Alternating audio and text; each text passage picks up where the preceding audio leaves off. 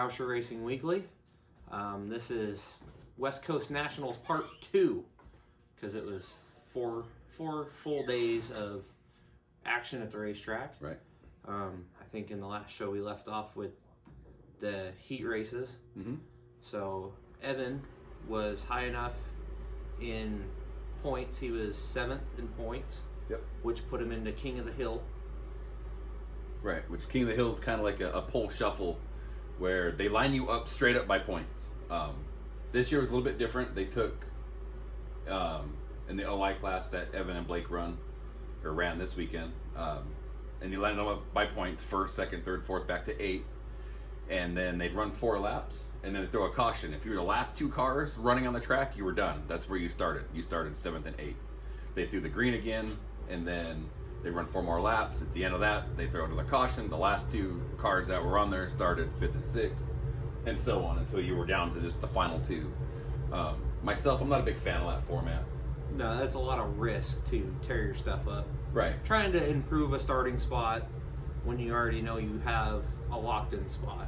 Right. I would rather them do a pole shuffle where it's, 7th and 8th alone. If 8th beats 7th, he can move on and he can race 6th and move on that way where you can. There's a little less gain risk. A spot, Yeah, it's just you can spend a lot of money in a hurry at this track to begin with, and then when you get kids that think that they absolutely have to win something like this, and it's just you can tear up a bunch of stuff. Yep. Luckily, well, not really luckily. It sucks Blake didn't make it in. He wasn't high enough in points. Brent didn't make it in for the T50s either. He wasn't high enough in points. Evan locked himself in by being 7th in points when he went out for that, and then 2.5 laps, 3 laps into it, he ended up spinning out. And another rule is if you spin out, draw a caution, you're done. Yep. So he was done early, which it sucks because you want the opportunity to advance, but at the same time, we didn't tear anything up either. And he came in, he knew exactly what the problem was. He picked the wrong tire compound on the left rear. Right, and we should have brought the right rear in. It was spaced out probably a ½ inch too far. Yeah. Which you move the right rear out, will loosen you up, make the car almost want to spin out when you pick up the throttle, or you move it in and tighten it up where it'll drive off the corner harder. And track conditions and how wet the dirt is play a huge part. It's 100% of what it does. And sometimes what we can see from where we stand, we can't. It's hard to judge the dirt. Right. How sticky it is or how abrasive it's going to be. Right. Yeah. How much grip does it have? How much drive is actually available out of the dirt? So it's all a guessing game. But yeah. So we made it through that unscathed. So which then the boys all got to run qualifiers. Yep. Which was the top 40 in points. All went to a qualifier. Right. They broke them down. Basically, it's a oversized heat race. I think they added a couple more cars to each group. Not necessarily the ones you heat raced with. This was also lined up by points. Where did Brent start in his qualifier? 3rd. 3rd. So he was the. Was it the 3rd high? I don't know if they put the highest points cars in the front or the back. I'm not sure, but anyway, it's another spot where you can get more points to advance your way in. To be unable to lock into the Sunday A main show. Right. So Brent started 3rd, and he finished 3rd.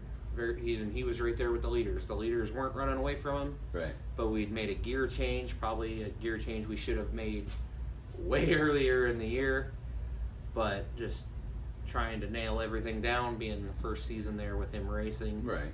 It brought the car alive. Oh yeah, it did. It made a world of difference. He was throwing the car around the way it needed to be, and he wasn't going to take somebody rubbing on him and not rub on them back. Right. Yeah. Which he got past one way, and he did the same thing. Coming to the checkered, I'm sure that kid wasn't too happy about it. Right. But Brent was able to lock himself into the A main because he was 10th in points. Right. So the top 10 in points were automatically locked in. But he was kind of bummed he didn't make the shuffle, but yeah. I told him it was really nothing to worry about. He had a decent starting spot for the A. Right. And we went from there. So, and then Sunday morning, we found some issues with Blake's car. Yeah. When we unloaded. Now, granted, Saturday didn't go the greatest for me, personally, I guess. But then Sunday when we unloaded, if I'd have spent more time with Blake and looking at his chassis, we'd probably have seen this and not been such a rush. But when they went to put Blake's car on the stand Sunday morning, Brent picked the bumper up to pull it up on the stand because it's uneven and sometimes they hit. And Blake's right front wheel moved about 3 inches further than it was supposed to. So when I went around and looked, the whole frame was cracked in half right behind the throttle linkage where it bolts in. Yep. So from there, it was a mad scramble of getting on Facebook. Or tracking down a frame that was usable. Right, yeah, finding a good straight new to us chassis that was usable that I could get together within a couple of hours. Yeah. So luckily we did. We were able to find a chassis. Kim went and picked it up from Carson Perkins' dad, which that was a huge help. Yeah. Actually, it wasn't Carson Perkins. It was Carson Sousa's dad. Sorry, that we got this chassis from, and then it was missing the Heim joint for the lower steering column, which none of my other cars have ever taken. This is something new that's come out like in 2020. So this is a newer chassis than we've ever had, and we searched high and low and called everybody we could think of that had anything to do with karts. We had Brent running around on the quad. Right, and he went over to Trace Adams' pit, which also runs an LPR chassis, and he happened to have it. Yeah, he goes, I don't know why it's in the trailer, but dude, here, it's yours. Yeah, he wouldn't even let me pay him for it.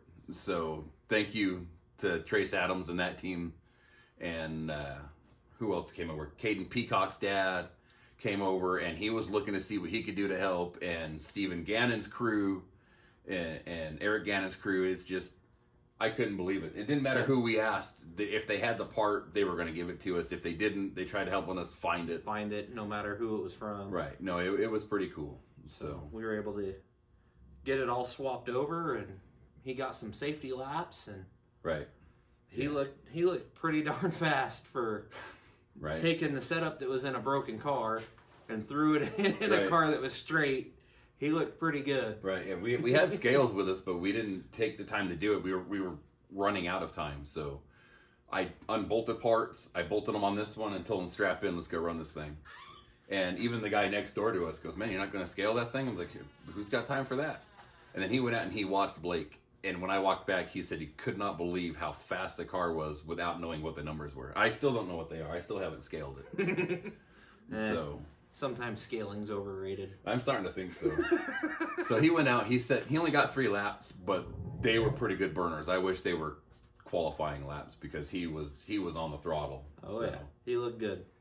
And then from there, he got to go out and run his B main because obviously he was like 20th in points. He wasn't locked into the show yet. So when you run a B main, there's only 6 spots left open in the A. It doesn't, at that point, they only use points to line you up in the B. After that, it's the top 6 at the end of that race transfer in. And Blake started 16th, dead last. So he has to pass 10 cars to even have a shot at being in this and then not lose a spot, and give it back. And I'll be damned if he didn't do it. That was the best his car had looked. With a few setup tips from Evan Johnson and Brianna's dad, it helped turn his weekend around. Yeah, he was on a mission. There was beating and banging. It was the most aggressive I've ever seen Blake. Right. And I was up on the wall cheering him on. Right. It was good to see him finally put his elbows up. Evan and him are two different drivers. Blake will waste 3 laps to figure out where you suck and then annihilate you when you have your problem when he knows it's coming. Where Evan's going to run in there and he's going to use the chrome horn and he's going to move you. He's going to use the Nerf bar and he's going to push you out of the way. He don't care. Where Blake's like, oh, I don't want to scratch my car. It drives it like a princess almost at times. So, and we've always been on like, you got to get in there. And at Red Bluff, there is no time to wait. It's you go now or go home. It's your choice. I've told Blake many a times, even at Cycle Land, use the Nerf bar. If you bend it, I'll buy you another one. Right. I got more hanging on the wall in the trailer. Use them. Right. So it was good to see him do that, which then he finished 6th. So here again, we go to the A main. We have Evan starting 8th, which is mid-pack of the field, and Blake starting 16th, which is dead last. And then Blake's at the trailer trying to figure out what tire pressure he wants to run. And he goes to check his right front, and he goes, Uncle Derek, can you come look at this? I got a big problem. I'm like, what? And he shakes the right front wheel. The outer hub bearing for the right front had blown up. There was no bearing left inside of Right. it. So we yanked that off really quick. I pulled the hub off with it still in the wheel. I told him, here, pull this off. I ran in the trailer, grabbed one of our spares and threw it on there. Made sure it was lubed up so it would spin. I'm like, here you go. Right. Yeah, so yeah, another obstacle within minutes of going on the track. So it wasn't by all means the easiest weekend of racing at all for 4 days, and then to have the problems that we had. But you'll see in the video, Evan makes pretty quick work of the first 4 cars in front of him, and he hangs out in the top 4 the majority of his race until he has issues with another driver. So is it 100% that driver's fault? What happened, I feel it is. It's probably his setup. He had the same issue as what Blake had with popping wheelies, but there's ways to not wreck people with it. And then Blake, he held in there. I think Evan ended up 13th in the A main. Yeah, after getting wiped out. Right. But Blake had come from 16th, and he was only 2 or 3 cars behind Evan when Evan got wrecked. So Blake was on the move, and the track was going away quick. But yeah. Blake had his own issues with said driver and just other things happening. You know, his car setup's still not 100%, but it's drivable. But Blake worked his way up and finished 9th. So he went from not only making his first A main at Red Bluff ever to actually finishing in the top 10, which is pretty impressive. Right. For the issues and the tribulations that we had to overcome for Blake to get up and even into the A main. Right. Yeah. When we first unloaded and the way his heat races went, he didn't have a snowball's chance of even making the A. Yeah, he was deflated. So. He was like, whatever, I'm over it. Right. Sit here and sunbathe. Right. And we've been there in the 250 class where he's gone out the first race of the morning and been done. You know, when you go to Red Bluff, you're racing against the best of the best in kart racing that come to the West Coast. And there was people there this weekend from Texas and Idaho, and I think there was even a few Utah racers there. Yeah, I think so. So it was like, it brings the best of the best for these big shows. Right, so. And then Brent, I believe he started 10th in his A main. We made a little bit of a poor tire choice and setup choice, so he was way too loose. He pulled the wing back, trying to tighten the car up. Right. He was doing everything he could from the inside of the car, and he ended up spinning out in one corner, collected another car, so he had to start at the back, which kind of sucked. But he was starting to work his way back up and then got caught in a mess, and it was 2 yellows and he was done. Yeah, that second mess was none of his own doing. There was just, from what I've seen, there was nowhere for him to go, and at that place, it's tiny. It's a bull ring, so. So he ended up 2 yellows and done. It sucks that the way his weekend went, it reflects a 15th place finish. Right, where he ran way better than what the results show, which some weekends it happens. Yeah. You could be bad fast and be on the move and junk the next lap. Yeah, exactly. So it was a whole new experience for being the first nationals that Brent's been to. Right. Yeah. Racing, actually being on the track and everything. Right. So yeah. So that puts a stamp on the 2021 season at Red Bluff. Now it's time to get these pigs cleaned up, and in 2 weeks we will be hot rodding it around Cycle Land Speedway. Yep, for points race 1. For points race number 1. So stay tuned because the action never seems to stop around here.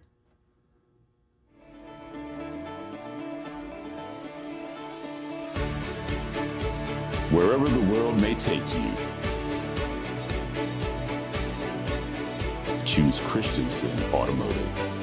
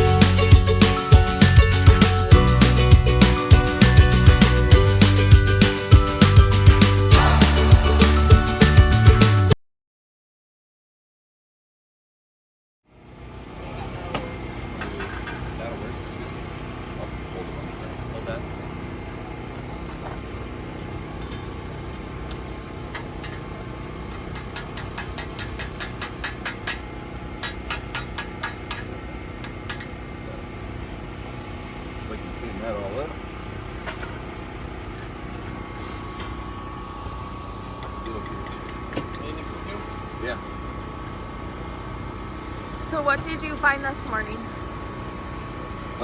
We found a nasty crack in the frame where it's split all the way around.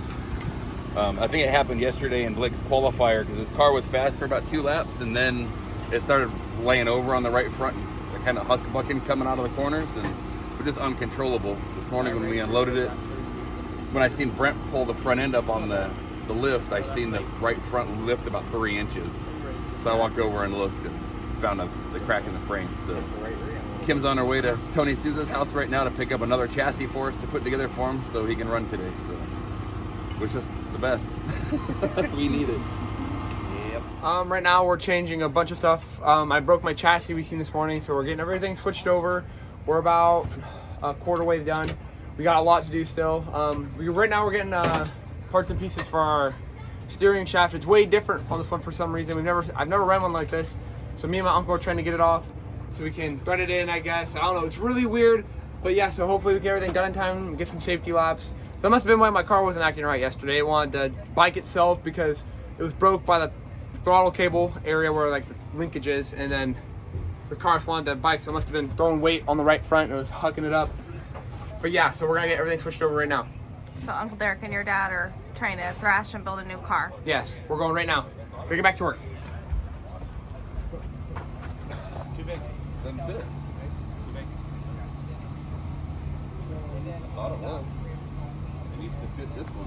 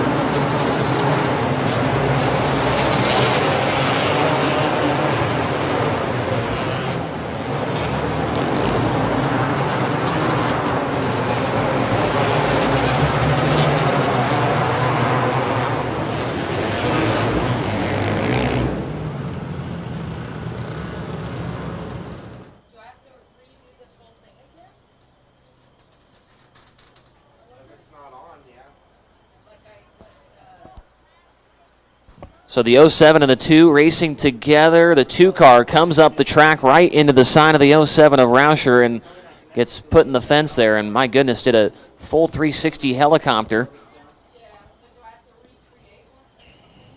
See it right there. The 2 car wheels up off the corner, does not have any way to steer the car, gets into Rauscher. Boom, hard into the wall, gets into the 25 of Seth Stanley as he goes by. Full 360. And no other contact from other drivers. And we go back to yellow.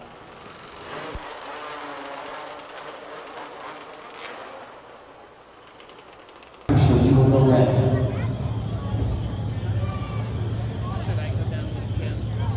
right there. This would unfortunately end Evan's night. However, Blake would continue.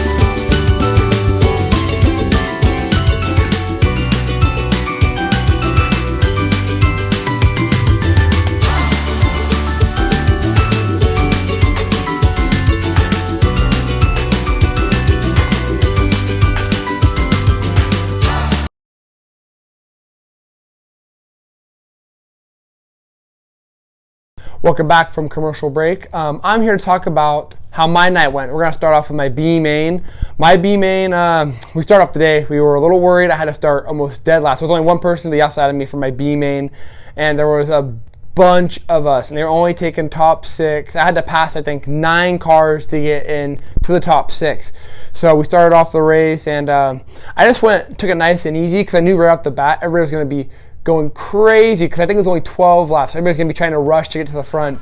So I just took it nice and easy. I started on the bottom. I just rolled it nice and easy, and they did. They started wrecking, and I got to the end of the straightaway. I started picking up the gas, and I just worked my way on the bottom for most of the time and tried to get my way under cars that were messing up and pushed my way up in there. And I had some good passing moments. I was doing really good getting by everybody.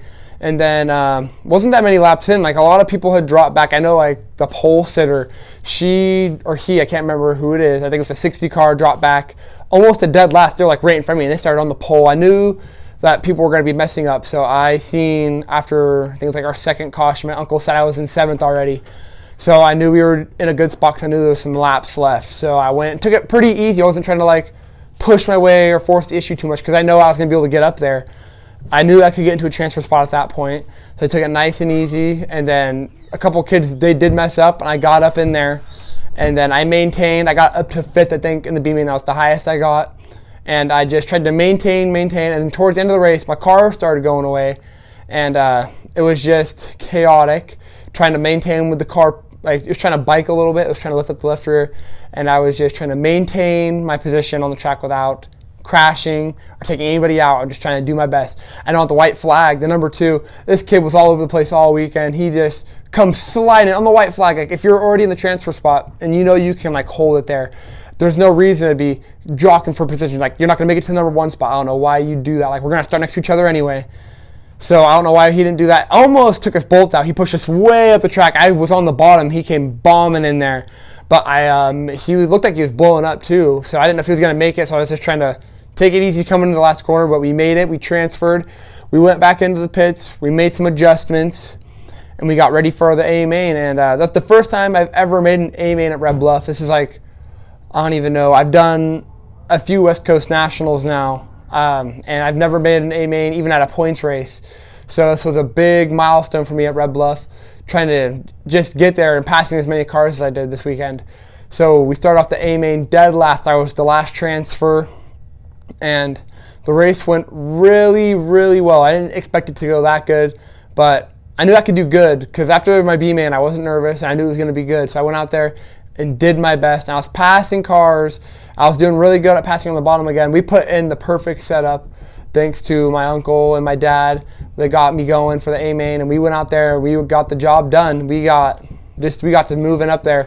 I think the highest I made it was 5th in the A main after, I don't even know how many laps it was. I think it was like 30 laps. So it took us, I know with like 10 to go, somewhere like 15 to 10 to go, I'd already been up toward like the top 7, and then I made it to top 5. Evan started 8th, but he got in a gnarly wreck, as you guys may see to come later in this episode. But yeah, he got into that wreck, and I was like a couple spots behind him when that happened, and so I knew that him and a couple other cars got tangled up, I think.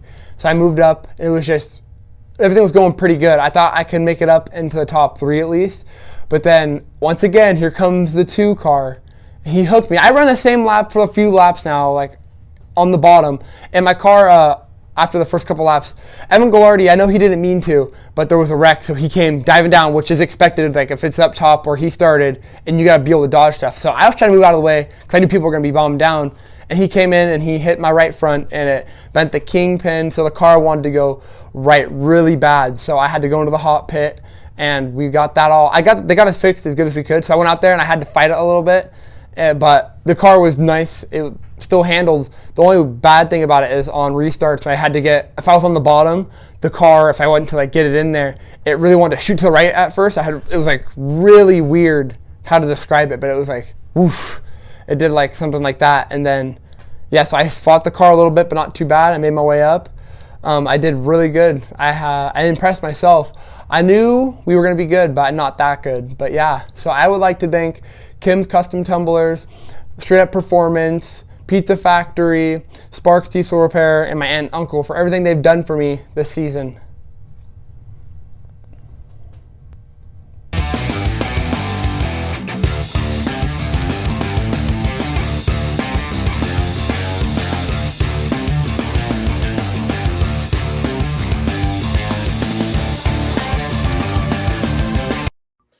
back from the commercial break. I'm Evan Rauscher, the driver of the 07. And the last time you guys heard from me, it was before the King of the Hill. And I just want to talk about that a little bit. So I started 8th. We thought that the format was going to be different, like it was more like the Burris Boring Showdown. But we get up there and we found out the format, and we found out it was nothing like what it was. Instead of having 4 cars at a time go out there and go for 2 or 3 laps, they and then kick 2 of them off, they decided to go for have all 8 of them out there and go for 8 laps, I think, or no, 4 laps, I think it was. And then the last 2 that were on there, they threw the caution, and the last 2 would get kicked off.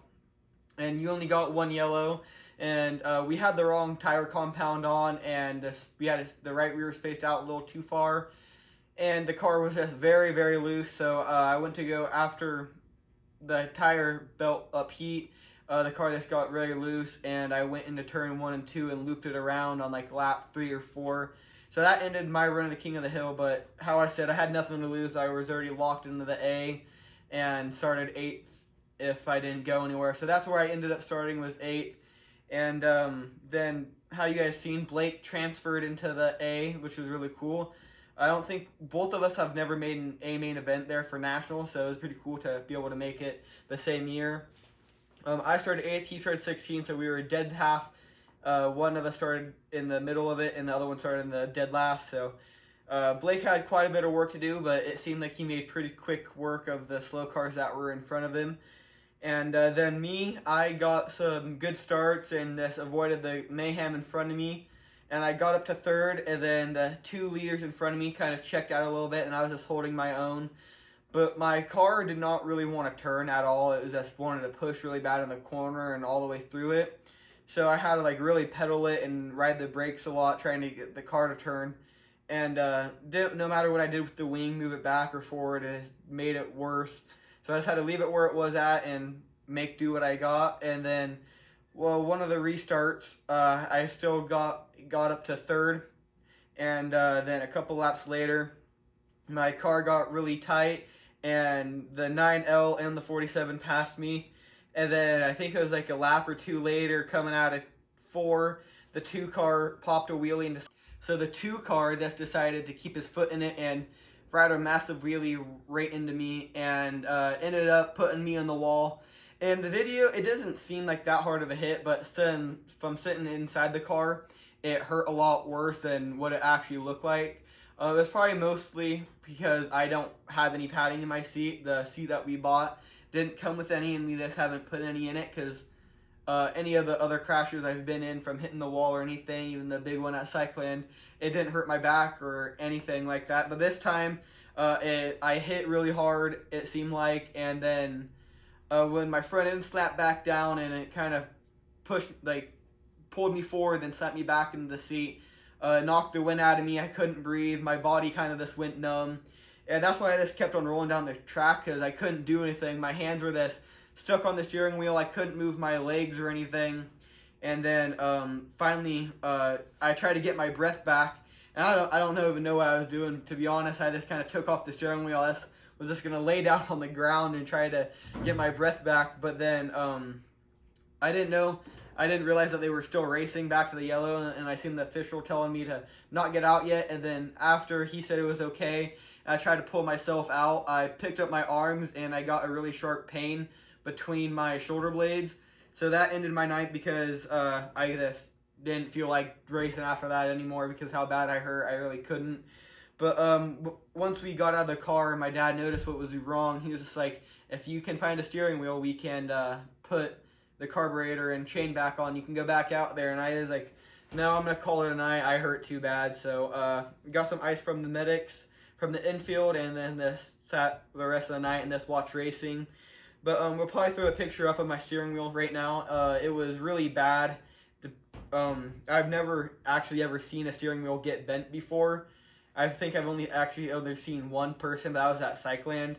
And so yeah, that bent. So for my birthday gift, my mom and dad went out and bought me a new MPI steering wheel, which is really cool.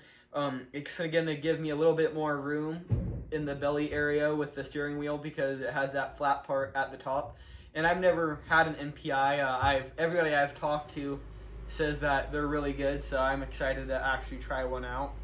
And yeah, I just can't wait to get my car ready for Cycland and be able to go there. Last season we actually had a pretty decent showing for my rookie year, and now that I know how to actually drive the car a lot harder and race with everybody that I've raced against, because like the guys like Case McLean and them, it's a different experience from watching from the fence and seeing how they drive and actually being in the car, because half the time it happens 10 times quicker than what it looks like, and you don't have the reaction time sometimes. So now, since I've kind of gained that skill on having a quicker reaction time and expecting stuff from the aggressive drivers from running Cycland and from even running Red Bluff in the OI, a lot of kids, they drive really aggressive, so you just got to be up on that, and I think that's going to really help me for Cycland and getting ready for the Open Championship. Hopefully I can go out there and do pretty good in that and maybe even pick it up. I don't know what to say. No, that's good.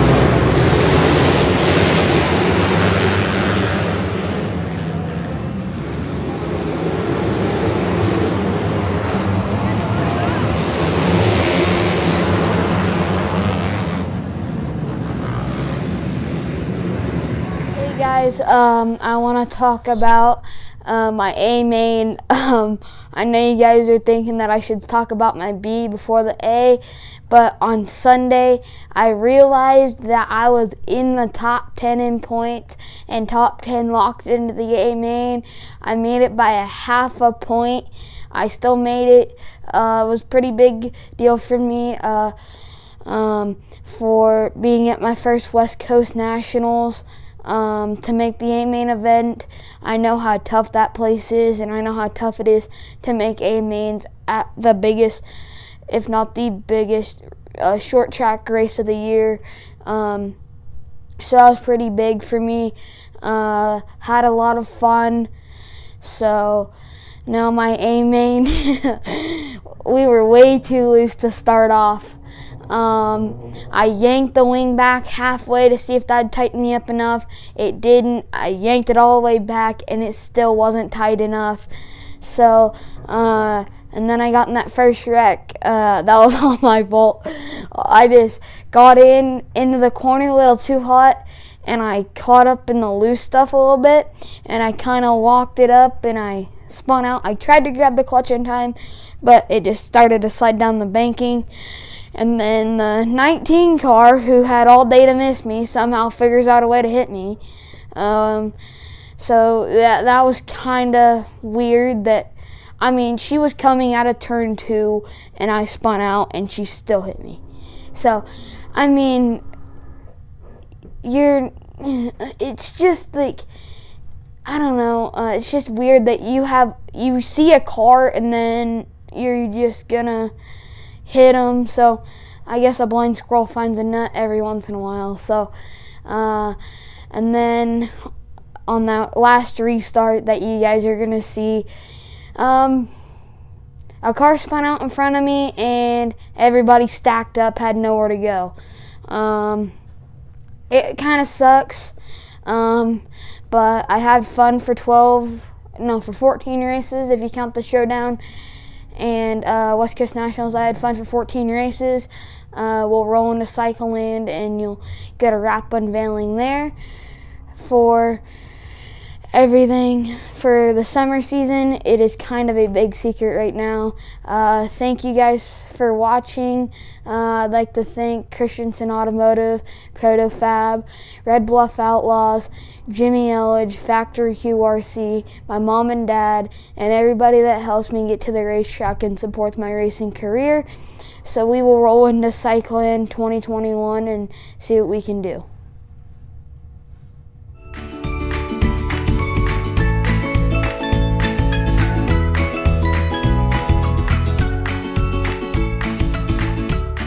Welcome back to Rauscher Racing Weekly. This is the part 2 of West Coast Nationals. I am Kim Rauscher. I'm Samantha Rauscher. We are, going over, we're going to start with King of the Hill. Evan was the only one that made it to King of the Hill. King of the Hill is more of a pole shuffle. Where they kind of determine, I guess they take the first 8 cars and they kind of rotate and they set their lineups for the A main. Yeah. Evan was the only one Brent also made it. The two made it into the A main from their points and their point standing. So Evan finished in the 8th position. So he got to go to King of the Hill, which was a huge growth, huge deal for Evan. Pretty cool to watch, you make it to that extra race. I mean, it's kind of like that extra one that only the top 8 guys are going to. So to be in that top 8, whether you were 1 or 8, I think was a huge deal, especially at West Coast Nationals. Especially, I think after seeing him beat himself up a little bit for 2 days prior, it was like, you can do this, and you are running with some of the best. So. Yeah, you can be just as good as anybody else on the track. I did have to tell Evan that more than once over the weekend. You are just as good as any other racer out there, and it is. This is his second time to make it to. We did the pole shuffle at the Burris Showdown, so this is his second one. Our goal for later is to do a little better. Get out of the first round of that.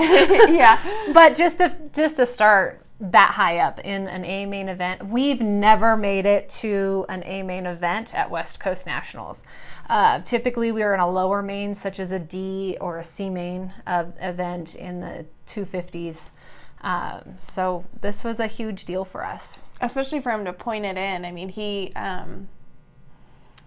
knew what he had to do, especially heat race 2. So he knew where he was at for heat race 1, kind of right in the bubble, right in the mix. So he knew heat race 2, he couldn't lose anything. He had to gain or at least stand stable where he was. And then he really knew going into the qualifier he had some cushion, not a lot. I mean, he couldn't make mistakes. He had to hit his marks. He had to do the things. But, you know, then that's, again, they watched the numbers. They know the points. They knew it was a half point for every car that passed them. It was 5 points for every car they passed. So they kind of knew where they wanted to be. And it's good to watch. I think it was good to watch him at that level be competitive. Yeah, it was really good. I wish Brent could have made it in. He missed it by how many spots? 2 spots. So they took top 8. Brent was 10th. He thought he had to run a B. We thought he had to run a B because they only took the top 8 to the shuffle. And then we looked at the board and he was locked into the A. So it was pretty rewarding. I mean, it was a payoff because he thought, you know, if I make the B for West Coast Nationals and I finish my B, then, you know, that's good. That'll be enough. So to go straight to the A is, you know, what you want, but he had some realistic expectations set for himself to get to the B. So locking in was good. That is a good achievement. So I was really proud of him. He ran a really good race.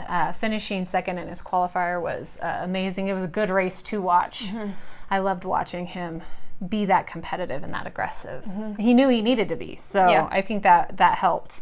Yeah, he's such a great racer. I don't think he gives himself enough credit. Yeah. Blake, so where do you begin? He was just having, you know, terrible racing. Just nothing was going his way. If he was up in the mix, his car would let go. It was just on and on and on. So you guys see in this footage, Sunday morning we get to the track, and so we load everything up so it's all locked up, right? And we come back from the hotel, we're unloading cars. Blake happens to be the first car in the back to unload, and we're pulling it out, and David's pretty sure he sees something. So of course we kind of pull it out some more, get it up on the stand, and his whole frame is broke, which you guys see in the footage is, I mean, it's broke almost all the way through. So that's not gonna work. It didn't work. I think the only day his cart worked was practice. We don't know when his car broke. We don't know what contact it was. We don't know if it was just the track itself. We don't know what happened, but yeah, he was pretty hard on himself up until that point. Well, it wasn't his fault. Your cart, you couldn't do anything with that. No. So we ran, and Mom picked up a chassis from another racer, and the kids ran all over the pits looking for a part for the steering column. This is a newer chassis than what Blake had before, so the part we had on our chassis didn't work. So all the kids, all all of us parents, we were running around looking, and I think it was Brent who found someone in the pits that had the correct part. We were like getting ready to run to Tractor Supply to find it. You know, it was a Heimdwing piece they needed, and so Reading's about 35 miles away, and we thought, we're gonna have to make this trek into Reading. We're gonna put the radar detector in and hit it, right? So I was kind of in the pavilion. We were getting ready to go, and Brent came in, and he's like, no, Mom, I think I found it. Give me a second. And they running around with the steering column in his hand. Yeah, so that was good. I mean, to put a car together at the racetrack, never ideal. It's not really what you want to do. But these, as a team, you know, of 2 full-size adult mechanics who have done it all, and our 3 boys who are really learning, they got it done, and it was ready. So Blake goes out and did his 2 safety laps, and I remember the guys next to us were like, "You're gonna put that on the track? You haven't scaled it, you haven't anything," and might as well. We're here. We're running it. It's got to be better than what we had. Yeah, I think, and then going into, Blake had to start deep in the B main. He was like dead 15th or last, 16th. yeah. And he had to be in the 6th position. And I don't think I took a breath through that whole race as I watched from the front stretch. That's where I got to watch this week. And I couldn't breathe watching him. He would gain and then he'd fall back, and then he'd gain and he'd fall back, and then I couldn't have been more happy. I was shaking as I was posting on Facebook that all 3 boys had made the A main event. That was kind of he would get there like right onto the bubble, right on the transfer spot, and then something would happen. And as a driver, you have to make that choice. Like, okay, I'm going to transfer, but I can't junk my car transferring, right? And so they have to really finesse that bubble spot into finishing. And I think Blake kind of talked about how he knew he was in a transfer spot, so he just kind of cruised around the last 2 or 3 laps, because they do. I mean, we try to not think about it, but they count cars. They know how many's in front of them. They can see them when they go in the corner, and they kind of know where they're at. And sometimes we can hand signal that you got 2 to go, or you're right there. So I think he knew for sure, and he took the checkered and knew he was going to the A, and it was again a big moment for all 3 of us to make the A and get it done. So then we go to A mains, and OI was first again. OI was first. I want to say how excited I was. Evan ran the best I think I've ever seen Evan run. He got up as far as 3rd place. I was like, my goal is just to finish those kind of races, because it's heartbreaking for your kid to come off the track not finishing those races. Yeah. So just being in the A main event, I wanted them to start and finish. So when Evan got up to 3rd, I was like, oh my goodness, we are a contender in this. I think he fell back to 4th. And he got tangled up with the 2. I think Blake mentions the 2 in his interview. The 2 came off the ground, was uncontrollable, and took Evan out. As a parent being on the other side of that wall, I had no way. I think it was right in front of you. Yeah, it was right in front of me. He hit, the sound of it doesn't do it justice on the video. It's very loud. My mother-in-law said people gasped up in the stands. It was a really hard hit. When he rolled, he just kind of slowly rolled down the track. Then his steering wheel came whipping out. I thought, oh, he's coming out. He's going to fight this kid. The track official was telling him to stay in the car, but at that point he was already calling a medic. So being on that side of the wall and not being able to go out, and they're still pacing around at this point while they're looking at my child, and we have to wait for it to red flag before David was on the track and at his side. And I feel like we know in a minute they say driver's good, reports are good, and when you don't hear that, I think the panic starts to set in just a little bit more, and you're just waiting for that driver's good, thumbs up, something out the window, and it didn't come, and then it goes red, and still from our perspective we don't see him, and we can't really see what's going on. We're not down there, we don't hear anything. Yeah, there's no talking. There was no talking on the radio. The commentator wasn't saying anything. Just sitting there watching. Evan actually couldn't catch his breath. It knocked the wind out of him. Back was hurt. I don't think I've ever ran that fast as I did to get to the other side to see how he was, but it did bend his steering wheel. It was a very hard hit. I don't know how his car is still in one piece. It was a very hard lick. So he was really upset that he didn't get to finish that race. On the upside of it, Blake did. And that's the thing. Like, we had 2 cars, same race, so you got to keep watching. I mean, you still got another driver out there. So once he did get out of his car and he walked off, he's kind of by himself for another 4 or 5 minutes, as long as he's good enough to be by himself, even though he's hurting. I'm up in the stands filming, his dad's over trying to crew, we still have another driver out there, and so it was just a little bit, it's hard, it's not what we love, but at the same time it is what we love, right? And so we had to watch Blake, and I always worry about you know, you're on the track. Blake has to shake it off. Although he saw his brother's hard impact and he knows it's him who got out of the car, he still has to race hard. He's still got things to accomplish, and so I think he did it well. Though he did. Like I said, I just wanted Blake to finish the race. That's all I kept saying, just finish the race. And he did. He even made the board. I think he made it up. So they have a lit board, and they do the top 5. So Blake got his highest 5th. He did make the board. In the midst of taking care of Evan, the 2 car took out my other kid, and Blake ended up starting in the back. So I think overall he finished 9th for the night, excuse me, out of I think 16 cars that hit the track. Yep. Yeah. So Brent, he went out, and again, it's one of those, you start in the middle of the pack, and it was first West Coast Nationals,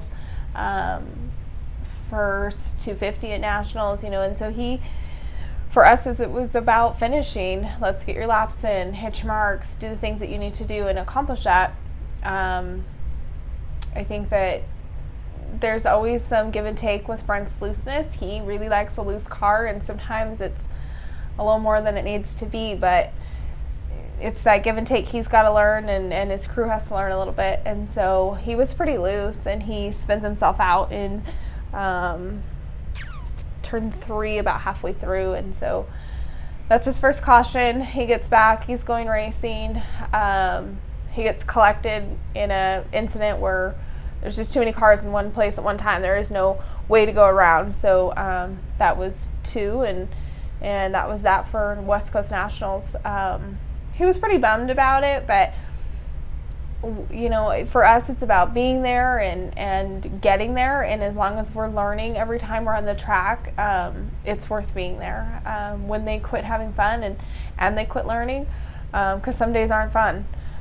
Most days are, but there are some days are not. We had some struggles this week, I won't lie.